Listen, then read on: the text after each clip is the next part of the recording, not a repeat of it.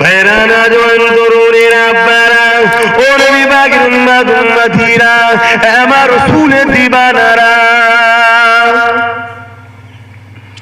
এ নবী পাকের উম্মতীরা সবই আপনারা জানেন আল্লাহ নবী ইশারা করলো চাঁদটা দুটুকরো হয়ে গেল আমি তুমি ইশারা করলে নিজের বাচ্চা কথা শুনে না রাসূলুল্লাহর ইশারাতে চাঁদ দুটুকরো হয়ে যায় অবশ্যই আল্লাহ পাকের ক্ষমতা কিন্তু আমার রাসূলুল্লাহর আগুনে আল্লাহ পাকের ক্ষমতা দিল তোমার আমার আগুনে কেন দিল না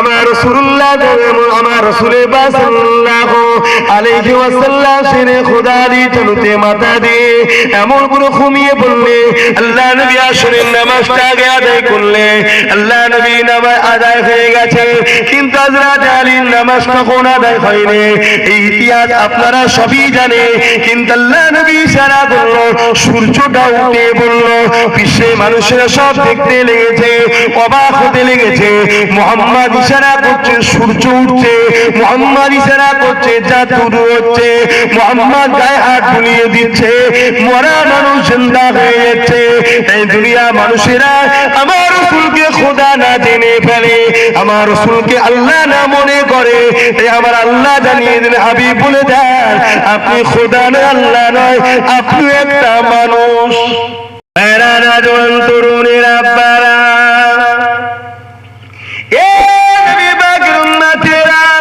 আল্লাহ নবী কোন জিনিসটা আমার তোমার মতো বলো তো দেখি আল্লাহ নবী কোন জিনিসটা আমার তোমার চোখ রয়েছে জাহিরি দুটো আল্লাহ নবীর চোখ ছিলেন জাহিরি দুটো তাহলে দুই চোখ থাকার জন্য কি এক না না না হযরত মুসা নবী আল্লাহ পাককে দেখা শখ করেছিল কিন্তু আল্লাহ পাক বলেছিল মুসা পারবি না দেখতে পারবি না মুসা নবী বড় জেদি ছিল আল্লাহ আপনাকে দেখব আল্লাহ আপনাকে দেখব আল্লাহ বলল মুসা চলে আসো তুর পাহাড়ে মুসা নবী গেলে মুসা নবী তুর পাহাড়ে যখন গেলে ৭০,০০০ পর্দা ভেতর থেকে নূরের তাজাল্লি তুর পাহাড়ে পড়লো ওটা কিন্তু আল্লাহ নয় কারণ আল্লাহকে নূরের সঙ্গে মিশাল চলবে না কোরআন পাকে অবশ্যই আল্লাহ পাক নিজেকে নূর বলেছে কিন্তু এটা বোঝাতে চেয়েছে আল্লাহ পাকের কুদরতি নূর আল্লাহকে নূর বললে তাহলে নূরের সঙ্গে খোদার মিশাল হয়ে যাবে এটা সেটা কি করে হবে ওই নূরের তাজাল্লি ওটা কিন্তু খোদা নয় ওটা কুদরতি নূর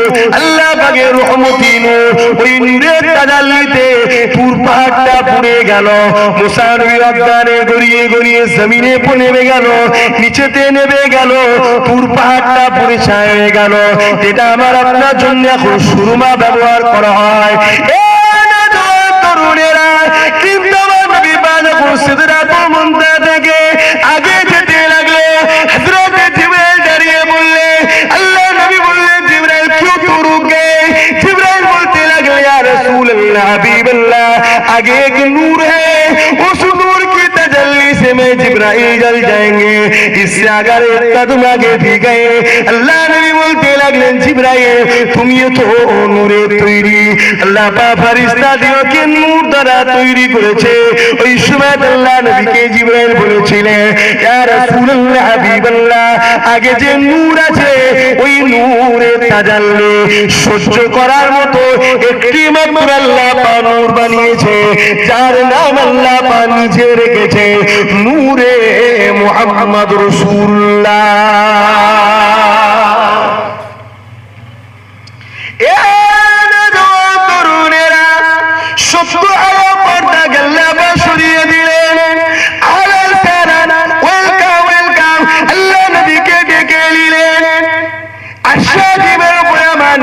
চলে গেলে আর শাদিমের উপরে গিয়ে আল্লাহ পাকের সঙ্গে আমার নবী পাকের দিদার হবে আমার আল্লাহ পাক বললেন হাবিব मेरे लिए क्या तोहफा लेके आए हो क्या लेके आए हो?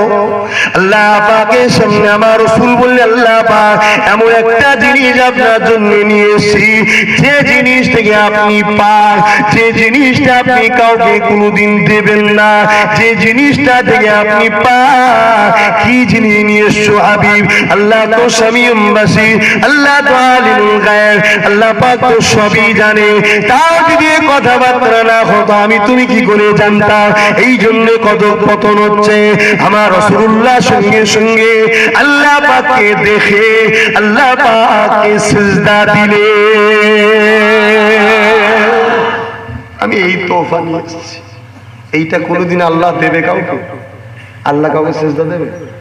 তার থেকে তো পাক এমন একটা জিনিস নিয়েছি যে থেকে, যে জিনিসটা আপনি কোনোদিন কাউকে দেবেন না, কিন্তু আমি আপনাকে দেব।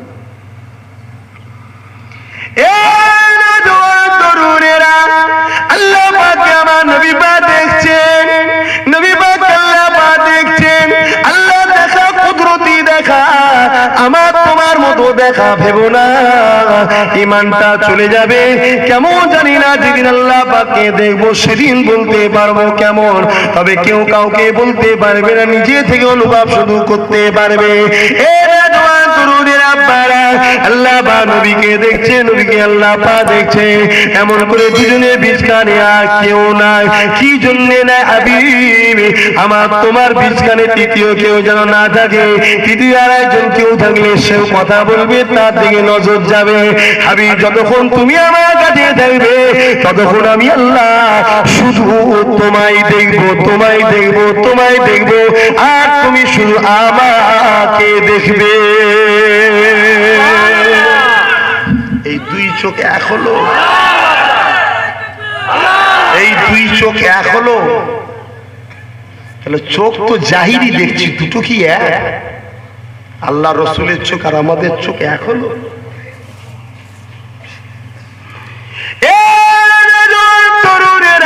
আল্লাহ নবী কোন দিক দিয়ে আমার তোমার মতো কোন দিক যে নয়।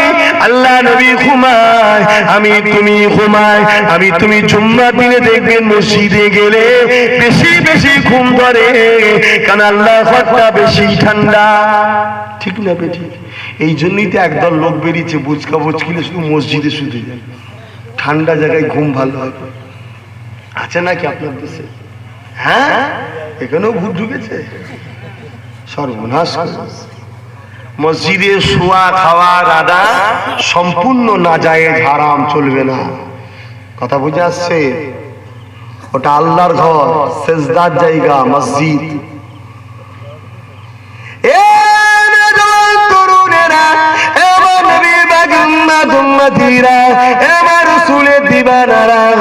মসজিদে গেলে দেখবে ঘুমটা বেশি লাগে।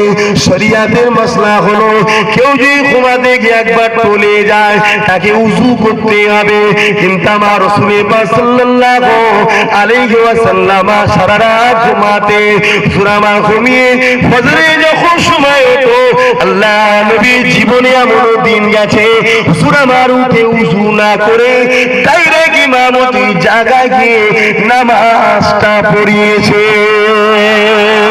हम तुम सो जाए तो ख्वाब है, मोहम्मद सो जाए तो रब से सवालो जवाब है।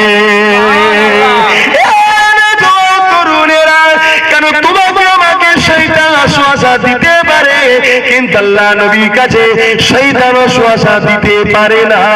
তাই তোমার আমার ঘুমানোর জন্য পরে উযু করতে হবে। রাসূলুল্লাহর জন্য উযু করাটা শর্ত নয়, তথাপি নবী আমার উযু করেছে শুধুমাত্র তোমাকে আমাকে শিক্ষা দিবার জন্য। আল্লাহ নবীর পিশাব পায়খানা সব পাক না না পাক? কোনটা?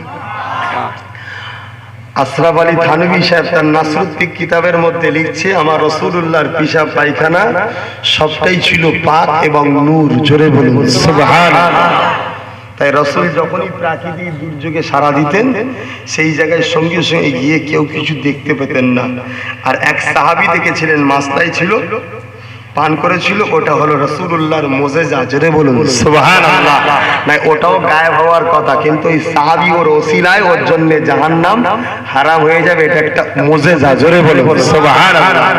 আল্লাহ নবীকে যখনই আম্মা জান আয়েশা ঘরের আলো থাকতো না, রাসূলকে ডাকতেন, নবীর আলোতে হারানো সূচ পর্যন্ত খুঁজে পাওয়া যেত। জোরে বলুন সুবহানাল্লাহ।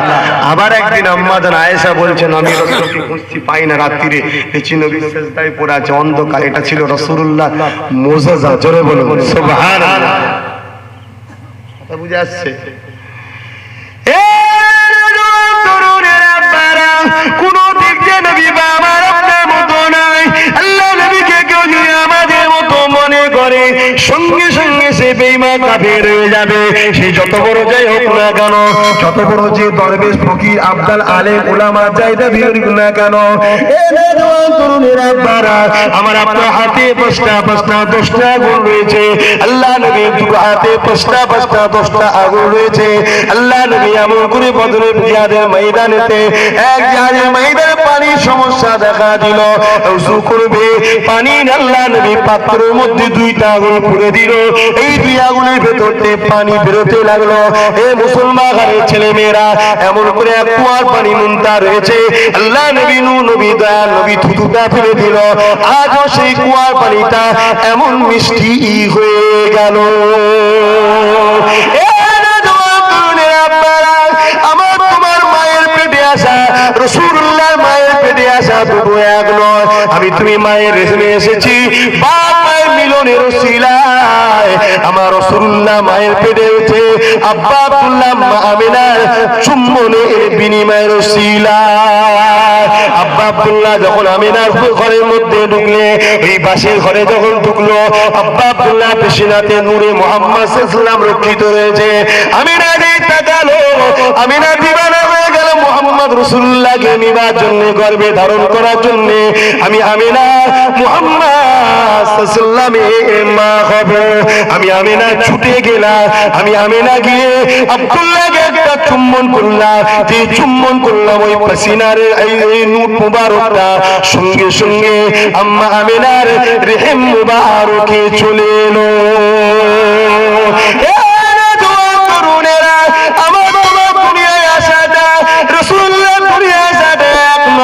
তুমি আমি এসেছি মায়ের কেমন ভাবে সবই জানার বলছি না, মা গুলো না বাক হয়ে যায়, রক্ত প্রবাহিত হয়, এমন করে দেখা যায় কত কষ্ট তারা পায়। আম্মা আমিনা বলতে লাগলে, আমার শরীরটা একটু কম্পন হলো। আমি আমিনা দেখতে লাগলাম, আমার পাশে নূরে মুহাম্মদ শুয়ে আছে। আমি আমিনার রক্ত বেরোই না, আমি আমিনা না পাক হই না। কি গো, নবীর কথা শুনতে কষ্ট হচ্ছে না তো? এখন তো নবীকে আর চোখে দেখছে। ইহুদি খ্রিস্টানদের খেয়েছে তো। আমি একটা ক্যাসেট করে দেবো, শুধু একটা ক্যাসেট করে বিদেশে পেটিয়ে দেবো, এত টাকা পাবো, আমাকে সারা জীবন হজ করতে হবে না। একটা ক্যাসেট করবো শুধু নবীর বিরুদ্ধে, ইসলামের বিরুদ্ধে। কথা বুঝে আসছে? ব্যাস, এরকম চলছে। আপনারা জানেন না, আপনারা সাধারণ মানুষ মৌলী সাহেব দেখলে পাগলা হয়ে যায়। এই মৌলী সাহেব 2 ধরনের, একটা রসুলের পক্ষে, একটা ইবলিসের পক্ষে। ওটা খুঁজে নিতে হবে। কোথায় কিছু নেই, হঠাৎ করে ওয়াজ করতে করতে করতে বললে আল্লাহ রসুলের ছায়া যেসব জায়গায় পড়েছিল, ওই জায়গা থেকে সব আল্লাহর ওলি হয়েছে। জোরে বলুন সুবহানাল্লাহ। হ্যাঁ, চিন্তা করছে একজন, কিন্তু ঝোঁকের মাথায় সবাই সুবহানাল্লাহ বলবে তো নাকি? যেই সুবহানাল্লাহ বলে গেল সাপোর্ট করা হলো, ইমান রইল। এইভাবে মুসলমানগুলো বেঈমান বানাতে চাইছে। বেঈমান বানালে ওদের কি লাভ? ইহুদি খ্রিস্টানদের 2টো লাভ। একটা হচ্ছে আল্লাহর রহমত পাবে না, নিজেদের ভুল ঠিক বুঝবে না, মারপিট করে মরে যাবে। দ্বিতীয়, চোরা যখন আমাদেরকে ধরতে আসবে, আমরা আল্লাহর কাছে সাহায্য চাইবো, সাহায্য করবে না, ওরা আমাদেরকে মেরে শেষ করে দেবে। এটা হচ্ছে ওদের গেম প্ল্যান। এই যে বুঝকা বুঝকি ওয়ালা গুলো সব কারা? খবর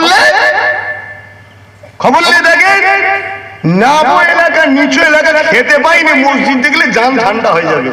এসি আবার, হ্যাঁ, খবর নিয়ে দেখে সব সৌদি জেদ্দার ব্যাংক থেকে টাকা আসছে, এই রিয়াদ থেকে সব টাকা আসছে। কথা বুঝে আসছে?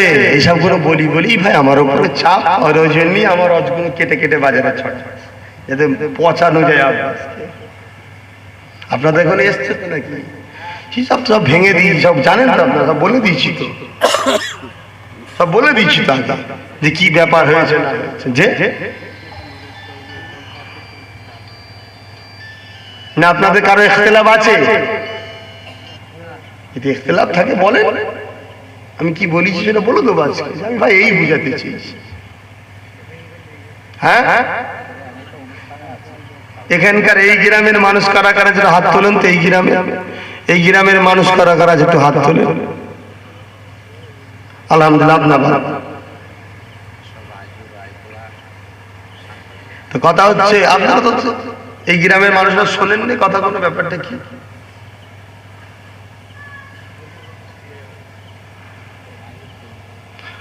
সবচেয়ে বড় কথা হচ্ছে আমার একটা প্রশ্ন আপনারা উত্তর দেন। একটা মানুষ কতক্ষণ হজ করে? যত কমই হোক 1 ঘন্টা। তো 2 মিনিট এলো কেন? বাকিগুলো কই? বাকিগুলো কই? তাহলে এ থেকে ধরে নিতে হবে এটা একটা ষড়যন্ত্র। দ্বিতীয় নম্বর কথা হচ্ছে আমার বাড়ি তো অন্য দেশে নয়, আপনার দেশেই তো।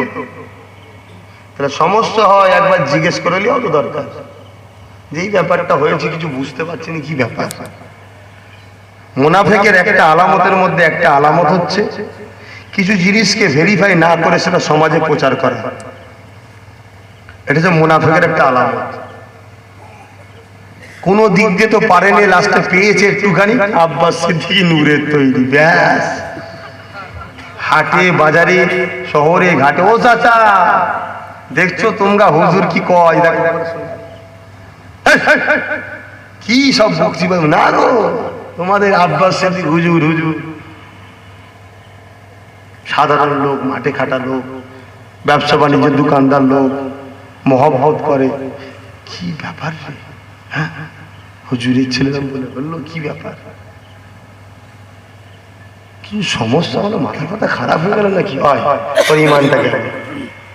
এই সামান্য কথাটা বলার জন্য ইমানটা গেল কেন? যদি বলেন হুজুরের ছেলে বলে না, যে কোনো মানুষের উপরে কেউ যদি ইলজাম লাগায়, দাদা হুজুর ওসিয়াতনামা দেখেন, সঙ্গে সঙ্গে তার উপরে এই যে চাপ দেওয়া, তাকে দোষী করা, সাব্যস্ত করা, যদি একটা আলেম হয়, সাধারণ হাফেজ হয়, তার জন্য তার উপরে আল উলামা ইহনাতুল কুফর, তাকে কুফরি করা হলো, ইহনত করা হলো। হুজুর রাহমাতুল্লাহ আলাইহি দরবারে বসে আছে, একটা লোক এসছে হুজুরকে ফল দিতে। মেহমান হুজুর ফল নিয়ে বললেন, যাও গো বাবা, মসজিদে চলে যাও, আর 40-45 মিনিট বাকি আছে, যাও বাবা, নামাজ হবে, নামাজটা ধরো বাবা। বলে যে হুজুর ফল নিয়ে ঘর ঢুকে গেল। আমাদেরই এলাকার লোক, যেখানে আলো থাকে সেখানে অন্ধকারও থাকে। বেরিয়ে লোক দুটোকে ডেকে বলছে, এই হুজুর মানো তোমরা? তোমাকে মসজিদ দেখে দিল আর হুজুর ফললে ঘর ঢুকে গেল। জামাতে নামাজ পড়লে 27 গুণ সব হুজুর জানে না? স্বাভাবিক লোক দুটোর মনে ডাউট হবে না? সঙ্গে সঙ্গে হুজুর ছুটেছে একটা হাঁকা, বিয়া হবে দিকে জেল পাড়ার লোকটা সে তো থতমত কাঁপছে, কাজে ধরা পড়ে গেছে। এইসব মুনাফিকি করে। মুরিদ দুটো এসছে, বাবা সব কারামতি জাহির করতে, কিন্তু আজকে যদি আমি না বলি তোদের দুজনের ইমানটা চলে যাবে। কেন? আমি তোদের পীর, আমি তোদের পীরের আওলাদ, আমার কাছে তোর পীরের খুন আছে। পীরের উপরে ডাউট করছিস, তোরা সন্দেহ করছিস, কুফরি করা হবে। শোন বাবা, আমি নাজমুস সাআদাত কাল্লা পাক যখন মন চাই, দিল চাই, তামান্না করি, তখনই আল্লাহ হয় মক্কা নাই মদিনায় গিয়ে নামাজ পড়ার তৌফিক দেয়। জোরে বলুন সুবহানাল্লাহ। যদি বলেন এটা বাজে কথা, তাহলে আল্লাহর শক্তিকে অস্বীকার করা। দ্বিতীয় নম্বর কথা, ও যে এই লোকটাকে হুজুরকে শোনাচ্ছে, হুজুর তো ঘরে চলে গেছে, জানলো কি করে? তাহলে নিশ্চয়ই তাকু ফিরাসাতুল মুমিনি ফাইন্নাহু ইয়ানজুরু বিনুরিল্লাহ, আল্লাহর ওলিরাই নূরের পর্দার ভেতর থেকে দেখে থাকে। আল্লাহ তাকে দেখিয়েছে, জানিয়ে যে নাজমুস সাআদাত তোর মুরিদ কিরম বুঝাচ্ছে, তাই তবে তো জানতে হবে। ওলি বলেই পেরেছে। এইভাবে আজকে সমাজের মানুষগুলোকে পীর আবু বকরের আওলাদদের থেকে সরাবার জন্য কাজ অবশ্য আপনার এলাকা থেকে হয়েছে। এই কাজ কিন্তু আপনার এলাকায় বাদুরিয়া থেকে হয়েছে। কটা বদমাইশ আছে, এরা করেছে কাজটা। কেন স্বীকার করেছে? ওই বলে যদুরাটি নাকি ওখানে স্বীকার করেছে যে হ্যাঁ আমি করেছি। অজগুলোকে কেটে কেটে বাঘ ঝুলাতে কি একটা আছে ওইখানে ফেলে বসে কেটে করেছে। আমি পারি আজকে রাত্রির মধ্যে দোকানটাকে তুলে দিতে পারি, আল্লাহ শুকর করে বলেছি। কথা বুঝছেন না? কিন্তু আমরা সর্বসময় বিচার দিই আল্লাহর কাছে। ঠিক একদিন বিচার দিয়েছি, একদিন হলো তো যদুরাটিতে হলো না, ওরকম আবার ঠিক কোন জায়গায় কেউ ঘা খেয়ে যায়। মুসলমানের ছেলে মেয়েরা, আব্বারা, ও নবী পাকের উম্মত উম্মতিরা, আল্লাহ পাক সর্বপ্রথম আমার নবীর নূর মুবারককে সৃষ্টি করে। ওই নূর থেকে তামাম কায়নাতকে সৃষ্টি করে। মুসনাদ আব্দুর রাজ্জাকের মধ্যে পাবে হযরত আব্দুর রাজ্জাক হাদিসের গ্রন্থে কি হাদিসটা নকল করেছে। এই হাদিসটা হযরত জাবের থেকে রাত আল্লাহ নবীকে যাবে বলেছিলেন, ইয়া রাসূলুল্লাহ হাবিবাল্লাহ, আমার বাপ আপনার কদমে কুরবান হয়ে যায়। ইয়া রাসূলুল্লাহ হাবিবাল্লাহ, সর্বপ্রথম আপনার পাক কোন জিনিস সৃষ্টি করেছে? আল্লাহ নবী বলেছে, যাবে রে তোমার নবী নূরকে। আল্লাহ ওই নূর থেকে যখন নিজেকে প্রকাশ করতে চাইলেন, একের পর এক ভাগ করে তামাম কায়নাত আল্লাহ পাক সৃষ্টি করেছে। মুজাদ্দিদ আল-ফিসানি মাকতুবাত কিতাবের মধ্যে লিখছেন, আল্লাহ পাক সর্বপ্রথম আমার নবী নূরকে সৃষ্টি করে। নবী নূর থেকে ঈমানদারদের সৃষ্টি করে। আল্লামা রুহুল আমিন রাহমাতুল্লাহ আলাইহি মিলাদে মুস্তাফা কিতাবের মধ্যে লিখতে রয়েছে, প্রতিটা সৃষ্টির মধ্যে নূর রয়েছে। মাওয়াহিবুল্লাহ দুনিয়া কিতাবের মধ্যে রয়েছে, আউয়ালু মা খালাকাল্লাহু নূরি ওয়া কুল্লু শাইইন মিন নূরি। আল্লাহ সর্বপ্রথম নবী নূর সৃষ্টি করে। নবী নূর থেকে তামাম কায়নাতে যা কিছু আছে সৃষ্টি করে। ভুল আমি করিনি, সব কটা করেছে। তাহলে সব কটাকে ধরো, প্রথমে কাছের থেকে রুহুল আমিন সাহেবকে ধরো, যাও কবর থেকে গিয়ে তোলো। কেন তুমি মিলাদে মুস্তাফায় বললে প্রত্যেক সৃষ্টির মধ্যে নূর রয়েছে? তাহলে আমরাও সৃষ্টি আমাদের মধ্যেও আছে, আছে না নাই? রুহুল আমিন সাহেবের কথা শুনবেন না ভণ্ড সাজতে গেছে রুহুল আমিন হব তার কথা শুনবেন? কথা সাবধান হন। রোজার মাসলা ঠিক করতে পারেন, বছরে 5টা রোজা রাখা হারাম, সেখানে বলছে মাকরুহ। রোজার মাসলা যারা ঠিক করতে পারেন না তারা আবার মাইকে ওঠে, আবার ভুল করছে। কথা বুঝে আসছে? বছরে কটা রোজা রাখা হারাম? আপনারা সাধারণ লোক বলছেন হারাম, তাদের কাছে পড়ার দরকার। খোদার মার হয়েছে।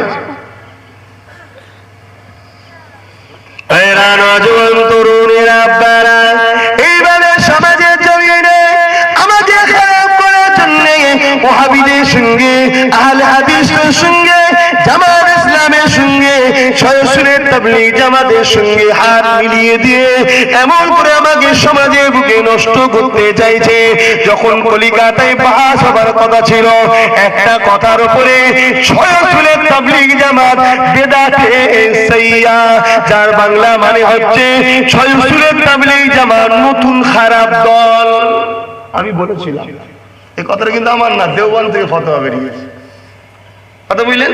সেই ফতোয়া থেকে আমি বলি, বলতেই বললো বাহাস করতে হবে, চলো রাজি আছে। এবারে যারা মুফতি আছে সব বলেছি, আমিও গেছি, ইনারা অনেক পরে গেছে, আমি আগে গেছি। যে শুনছি এইসব রেকর্ড গুলো ওখানে ছড়িয়ে দিয়েছে, ওই রাত্রি বাহাসের আগের রাত্রি হয়েছে তো এইসব এলাকায়, ওখানে গেল কেন করে ভাই? কথা বুঝছেন তো বাকিরা? ফুরফুরাকে মিটাতে গিয়ে তবলিগের সঙ্গে হাত মিলাতে মিলাবো, ফুরফুরাকে মিটাতে গিয়ে আহলে হাদিসের সঙ্গে হাত মিলাতে মিলাবো, ফুরফুরাকে মিটাতে গিয়ে ওয়াহাবির সঙ্গে হাত মিলাতে মিলাবো। সবাই আমার আপন, ফুরফুরাই আমার দুশমন। কিন্তু নাম রেখেছে ফুরফুরা, মুখে রেখেছে আমরা সিলসিলার হাতিয়া, ওটা খাবার জন্য। আজকে একটা লোক যদি বলে আমি অন্য ধর্মের বলে মসজিদের ইমাম হব, দাবি করে, ঢুকতে দেবেন আপনারা? আর একটা যদি অন্য ধর্মের লোক দাঁড়িয়ে রেখে মাথায় টুপিতে পাগড়ি ফাগড়ি পরে বড় জুব্বা টুব্বা লেগে বলে আমি মুসলিম ধর্মের লোক, আমি বড় আলেম মানুষ, আমি আজকে ইমামতি করবো, দেবেন না? দেবেন না? অবশ্যই দেবেন। তখন ঠিক না? সাজ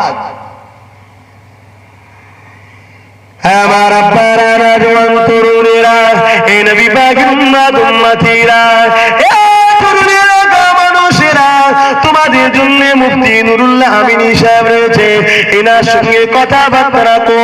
আমি তোমাদের পীর ভাই বলে যাই এবং তোমাদের পাশে আল্লামা আল্লামা রুহুল আমিন রাহমাহুল্লাহ হুজুরের বংশের আওলাদ আমার বাইজিদ আমিন ভাই রয়েছে, এর সঙ্গে উঠা বসা যোগাযোগ করো। আমার ভাইদেরকে বলছি, আর বাপেরা তো মুরব্বীদের সঙ্গে আছেন, নিউ জেনারেশন যারা, তাদের ঘরে বলছে আমাদের সব রয়েছে না, তার সঙ্গে উঠা বসা। আমার আব্বার আবার ইরা বিক্রি যাবে না, এইভাবেই তো আমার বাচ্চারা তুলেছিল, কেউ চেনতো নাকি? বচ্চা দাওয়াত দিচ্ছে, কালিমুল্লাহ চা, এই ওমর চা দাওয়াত দিচ্ছে, ইসমাইল চা দাওয়াত দিচ্ছে, লিজাও আমাদের ঘরের আলেম, লিজাও ছেলে, লিজাও কি করবে, যাও। যেতে যেতে যেতে যেতে যেতে যেতে মালদা, দিনাজপুর, উড়িষ্যা, মালদা সব জায়গায় পৌঁছা গেল। এবার একটু চর্বি জমেছে, হুজুরের বেলায় 8,000, আমার বেলায় 4,000। ই কেমন করে হুজুর তো আল্লাহ আমিন করে দিচ্ছে, রনি তো 2 ঘন্টা করছে, ই কি করে হয়? ই কি করে হয়? হুজুরকে দেখে দেখছে না দাদা, হুজুরকে দেখে দিচ্ছে। জোরে বলে, তো তোর কাকে দেখবে? এটা বার কর, তো তোকে তো চিনতুনি কেউ, চিনিয়েছে। আজকে ইনাদের ঘরে আবার আমরা করে দিচ্ছি, এরা আবার আমাদের পিউট আলাদা, কিন্তু আবার ধরে বেঁধে ফেলবে। কোন রাস্তা নেই, হাওড়া জেলায় নিয়ে যাচ্ছি, 2 মেদিনীপুরে নিয়ে যাবো, সামনের বছরে বহুত দাওয়াত দিয়েছি, কত বুঝেছে, সব আলেমদের জন্য দাওয়াত দিয়েছি। সব যারা নিউ জেনারেশন উঠছে, তরুণ ছেলে, যুবক ছেলে, সেই একটা ধরে বসতে আলেম নেই। আমাদের ঘরের ছেলেগুলো নতুন যারা আলেম হচ্ছে, এরা কোথায় যাবে? না বলে দেবে নাকি? এটাকে তুলতে হবে তো, কারা তুলবে? লোক তো আমাদের কাছেই প্রথমে আছে, যা আপনারা যা বলবেন তাই। সেই হিসাবে সব আলেম সেটিং করছি, সব বর্ষায় বসে বসে বসে বসে আলেমদের ঘরে সব বিভিন্ন জায়গায় ঠিক করে দেবো। কিন্তু এইসব করার পরে যদি তারাই আবার আমাদের বুকে লাথি মারে, কষ্ট হবে না? আচ্ছা, আমার মাছি মার্কে যা, আমার মাছি, আমি নাই ভুল করেছি, আমার মাছি মার্কে যা, আমার ফুরফুরা সব কটা ভুল করছে, সাইফুদ্দিন সিদ্দিক হুজুরও ভুল করছে। হ্যাঁ, আচ্ছা নাই তাই ধরলাম, যে কটা বেঁচে সে কটা ভুল করছে, মরা গুলো কেউ ঝাড়ছে তো। হুনোর বেটা হুনো, হুনো মানে কি? হনুমান। আমার চাষাদের ঘরে কেউ যদি বলে হুনোর বেটা হুনো, তাহলে হনুমানের বেটা হনুমান, এটি তো মানে হচ্ছে। এদিকেও ছাড়ছিস নি, তখন দুঃখ লাগবে না? লাগবে না? এই কষ্ট হচ্ছে নাকি? বলেন তো আকদ্দি, না না বলেন। এইসব গুলো বলি বলি আমার উপর কিছু নয়। আমিও হাদিসের উপরে মাস্টার ডিগ্রি করেছি, কোন কথায় ইমান চলে যায়, কোন কথায় ইমান থাকে, এতটুকু জ্ঞান বুদ্ধি আল্লাহ দয়াময় দয়া করে একটু দিয়েছে, এতটুকু বুঝি। এই যে নূর টুর কথা করে এইসব এমন কিছু ব্যাপার নয়, এমন কিছু ভুল বলিনি আমি। বুঝে আজ মানুষকে কেটে কেটে ছড়িয়ে ভুল বার্তা দিচ্ছে, এটা কি চলছে? এটা এর আরবি কি? এটাও তো নূর। এটা কি নবী? নূর হলেই নবী? সূর্য নূর, চাঁদ নূর, ফেরেশতা নূর, কথা বুঝছেন না? সব নবী নাকি? নূর হলেই যে নবী, এ ধারণাটা ভুল। রাসূলে পাক সাল্লাল্লাহু আলাইহি ওয়াসাল্লাম নূর আর এটা নূর, দুই নূর কি এক? আব্বাস সিদ্দিকী বলেছে নূরের প্রমাণ করে দেবো, আর রাসূলুল্লাহ সাল্লাল্লাহু আলাইহি ওয়াসাল্লাম নূর এই দুই মিনিট এক বলেছে, এই এক বলেছে। তাহলে তো কুফরি ফতোয়া যা ফতোয়া দিতে আমি অবশ্যই মেনে নিতাম যে ফতোয়া ঠিক দিয়েছো। ভাইরা, নওজওয়ান তরুণেরা, আব্বারা, ও বিভাগী উম্মাত উম্মতিরা, আমার রাসূল দিবানারা, এ নওজওয়ান তরুণেরা, কিন্তু আমি একটা কথা আপনাদেরকে জিজ্ঞাসা করব, আমার নবী পাক শেষ নবী না আরো কোন নবী আসবে? আল্লাহর কোরআন জানিয়ে দিচ্ছেন, মা কানা মুহাম্মাদুন আবা আহাদিম মির রিজালিকুম ওয়ালাকিন রাসূলুল্লাহ ওয়া খাতামান নবিয়্যিন। আল্লাহ নবী বিদায় হজেতেও বললে, এ আমার সাহাবারা, খাতিমুন নবী, আমি শেষ নবী, আমার পরে কোন আর নবী আসবে না। কিন্তু আমি রাসূলুল্লাহ জানিয়ে দিচ্ছি, আমার পরে 30 জন মিথ্যা নবী দাবিদার হবে। 28টা প্রকাশ্য পেয়ে গেছি, একটা গোপনে জাহির হতে চলেছে, কিন্তু সবাই আমরা এখনো জানি না। কিন্তু আমি আপনাদেরকে জিজ্ঞাসা করি, এখন পীরেদের দরজা খোলা আছে না নাই? আছে। আপনারা যদি নফল ইবাদত করেন, ফরজ ওয়াজিব সুন্নতে মুআক্কাদা, সুন্নাত নফল ইবাদত যদি করেন, হালাল হারাম যদি মেনে চলে, এক কথায় মা তাকুমুর রাসূল ফাখুযুহু ওয়া মা নাহাকুম আনহু ফান্তাহু, এই আয়াতের উপরে আমল করে চলে, অবশ্যই আপনারা আল্লাহ পাকের একটা ওলি বান্দা বান্দি হয়ে যাবে। তাহলে ওলিদের দরজা, পীরেদের দরজা, আপনাকে যদি দাদা পীর কেবলা বর্তমান আমার মুরব্বী চাচা আল্লামা সাইফুদ্দিন হুজুর যদি আপনাকে খিলাফতি দেয়, আপনি অবশ্যই একজন খলিফা পীর হয়ে যেতে পারে। তাহলে পীরের দরজা খোলা আছে, ওলিদের দরজা খোলা আছে, কিন্তু নবুয়ত, নবীর দরজা বন্ধ হয়ে গেছে। তথাপি আপনাদের এলাকায় এমন করে গোপালপুর মোড়েতে একজন নবী দাবি করেছে, এ খবর আছে? আছে।